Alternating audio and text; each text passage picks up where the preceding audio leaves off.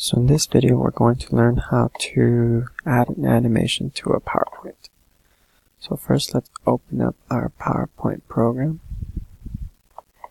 and just click any theme.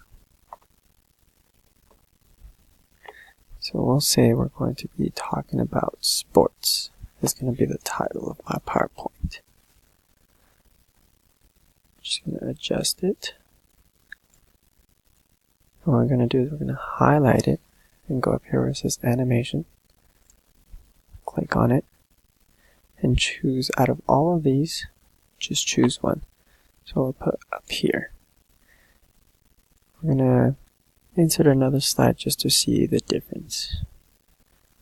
So let's preview it. Just click the next button and it pops up.